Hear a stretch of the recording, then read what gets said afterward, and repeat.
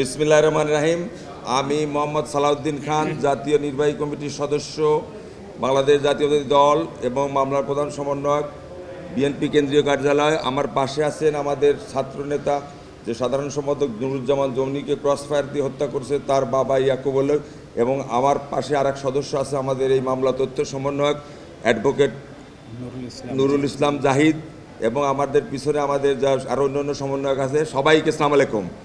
আজকে আমরা আমাদের ছাত্রনেতা, সাবেক ছাত্রনেতা নুরুজ্জামান জনি, যিনি খিলগাঁও থানার সাধারণ সম্পাদক ছিলেন, আপনার 1915 সালের 2015 সালের আপনার 19/2/2015 তারিখ সে সহ তার বন্ধু সাহেব সহ আপনার তার সঙ্গী সহ আপনি আদালতে তার বন্ধু অ্যারেস্ট হয়েছে এটা দেখার জন্য তারা জেলখানায় গিয়েছিলেন।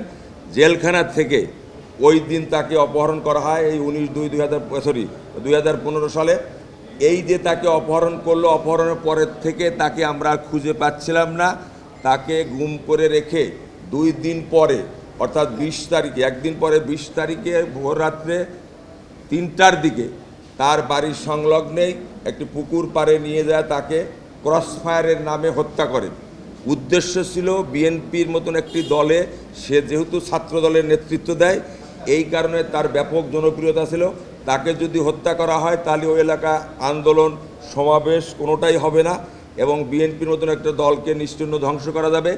এই কারণে তৎকালীন ডিএমপির কমিশনার আসাদুজ্জামান মিয়া এবং ওই খিলগাঁও জোনের উপকমিশনার, যিনি পরবর্তীতে অতিরিক্ত আইজিপি হয়েছিলেন, কৃষ্ণপদ পাল রায়, এই নারা 2 জন মিলে এবং অন্যান্য আসামিরা টোটাল 62 জন আসামি সম্মিলিতভাবে অংশগ্রহণ করে একে একে তার শরীরে 16টি গুলি করে নির্মমভাবে তাকে হত্যা করা হয়।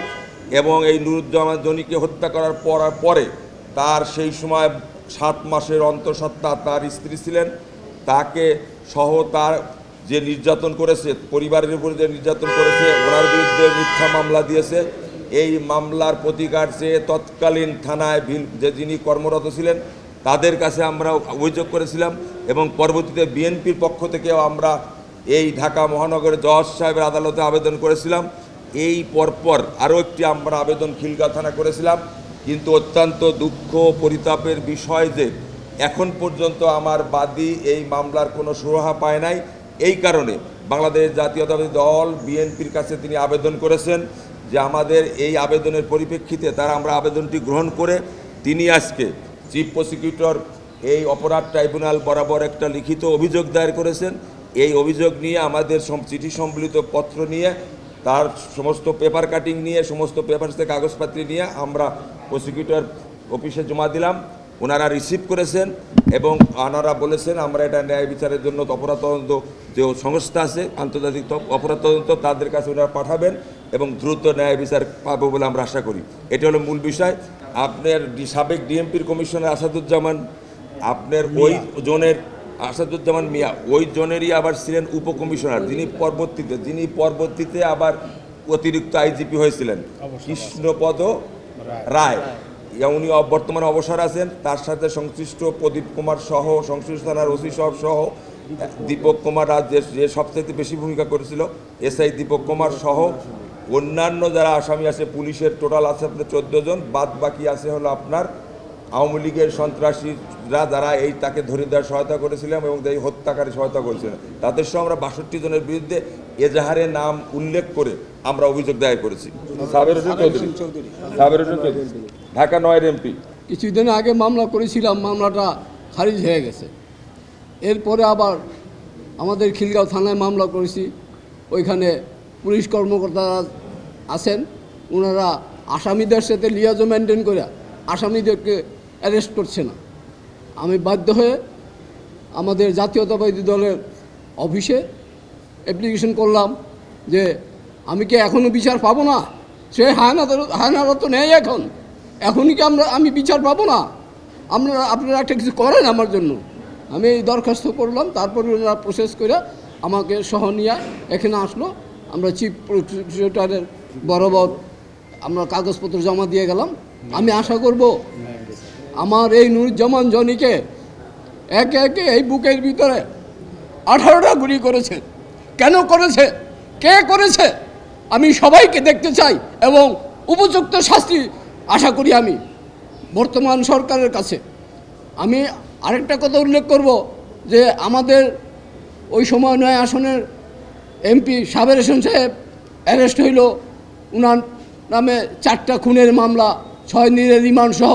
কী করে একদিন আগের দিন অ্যারেস্ট হইল, পরের দিন সে জামিন পায়। আমি একটা প্রশ্ন প্রধান উপদেষ্টা সাহেবকে করেছি এবং আইন উপদেষ্টাকেও করেছি, আমি এই উত্তর পাইনি যে আন্তর্জাতিক মানের লোক হইলে কি খুন করার অধিকার আছে? যদি না থাকে তাহলে এই 4টা মামলা, খুনের মামলা থাকা সত্ত্বেও, 6 দিনের রিমান্ড থাকা সত্ত্বেও পরের দিন কী করে সে জামিন পায়? এটা অবশ্যই টাকার বিনিময়ে জামিন পাইছে। আপনারা এটা অবশ্যই তদন্ত করবেন। আমি আপনার করজোর বিরোধী করছি। আমি আমার প্রথম সন্তান জনি, আমি তার মুখে বাবা ডাক শুনেছি। সে যখন মারা যায় তার স্ত্রী 7 মাসের অন্তঃসত্ত্বা ছিল। এখন আমার নাতি আমাকে প্রশ্ন করে, দাদা আমার বাবা কোথায়, আমার বাবাকে কে মেরেছে? আমি কার কথা বলবো বলেন? আমি কি উত্তর দেব আমার নাবালক এই নাতিকে? সে এখন ওই অন্য 5টা ছেলের মতো সে ফ্রিভাবে চলে না, সবসময় গুমরা হয়ে থাকে। আমি এত হাসি খুশি রাখতে চাই আমার নাতি, শুধু চিন্তা করে সবার তো বাবা আছে, আমার বাবা কোথায়? এই মামলাটার আমি মূলত এই মামলাটার আইনজীবী, আমি অ্যাডভোকেট নুরুল ইসলাম জাহিদ। এই জনি হত্যার মামলাটা আমি প্রথম কোর্টে দায়ের করেছিলাম 2020 সালে। এই মামলাটা দায়ের করার পরে কোর্ট আমলে নেয়নি। তারপরে 5ই অগস্টের পরে এই মামলাটা আমরা ওনাকে নিয়ে খিলগাঁও থানায় দায়ের করেছি। সেখান থেকে শুধু আমাদেরকে বারবার বলতেছে যে আমরা তদন্ত করতেছি।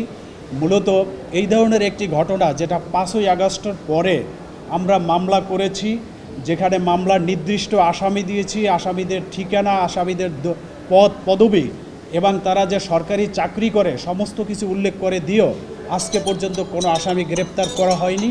এই জন্য আমরা আজকে আন্তর্জাতিক ট্রাইব্যুনালে উনি আমাদের সহযোগিতা চেয়েছে, আমরা ওনাকে নিয়ে এসেছি। আপনাদের মাধ্যমে আমরা এই নুরুজ্জামান জনি হত্যার বিচার চাই দেশ জাতির কাছে, এই বিচার বিভাগের কাছে, সরকারের কাছে। আশা করি উনি ওনার সন্তানের বিচার পাবে এবং অন্য যারা গুম খুন হয়েছে তারাও তাদের সন্তানদের বিচার পাবে।